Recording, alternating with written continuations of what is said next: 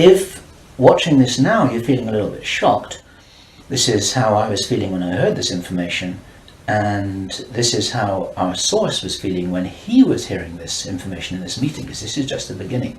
Now,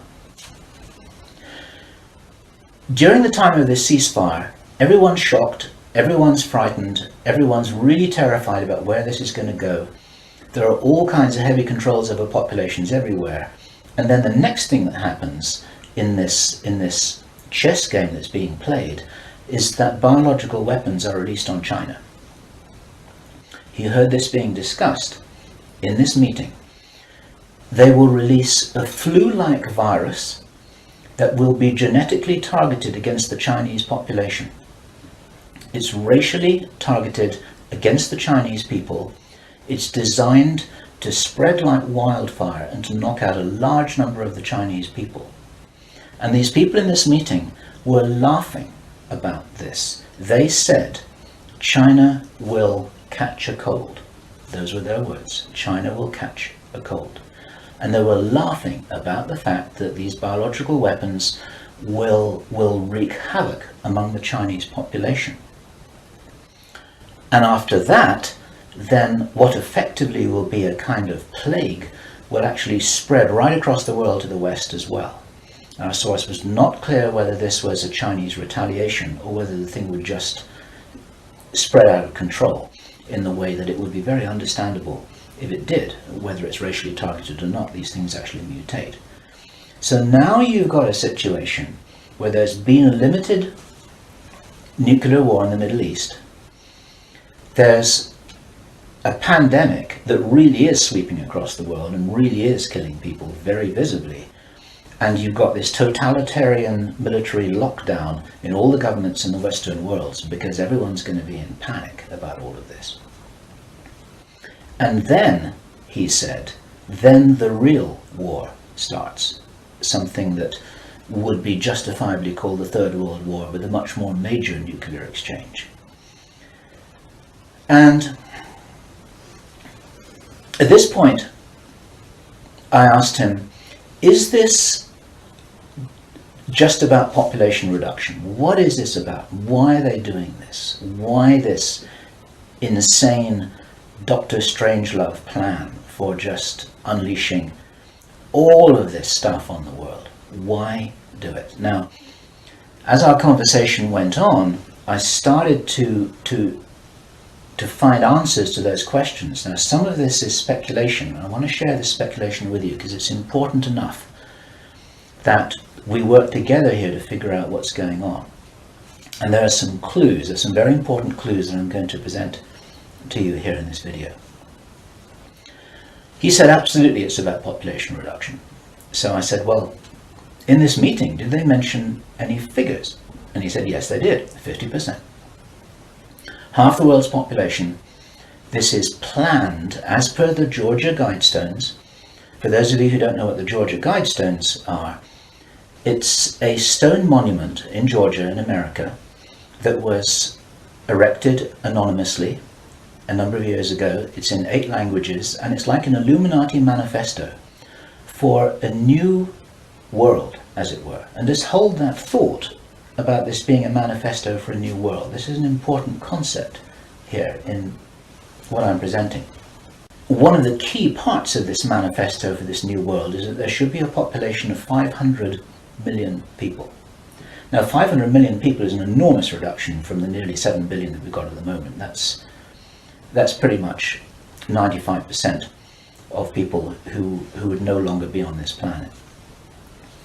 And 50% is a step towards that. And there's a reason why they're doing all of this. There's a reason why they're in a hurry. There's a reason for this insanity. And when he was explaining this, then he said that they have a name for this plan. This project has got a name. And I said, well, what is this name? He said, it is called the Anglo-Saxon Mission. The Anglo-Saxon Mission. Now, I'd heard that before. It was something historical, I think, to do with the Crusades quite a long time ago. But I hadn't heard it in the present day context, and neither had he. And later on, as he continued to tell his story, I began to understand what I thought this might be about. Hence the title of this video, and the reason why I want to share this information with you, because we need to work together to figure out what's going on here. It's extremely important to understand. There's a plan, I believe, that Hitler would be proud of, which is so evil, it's so Machiavellian, it's so hard to face up to, it's so unbelievable, that I need to put it on the table for you so that you can consider whether or not this might be a possibility. The plans that I've been describing are definitely a possibility because he heard them with his own ears in this meeting. Everything I've described up until now, up to and including a major outbreak of hostilities after the limited war. So the sequence is as follows. The planned sequence is as follows.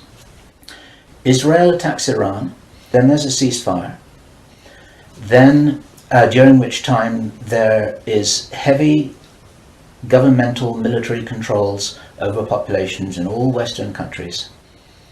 Then China is attacked by a biological weapon. It's a flu-like disease that spreads like wildfire. This goes all over the world, and then they have a major Third World War. And then, by this time, 50% of the population will be destroyed.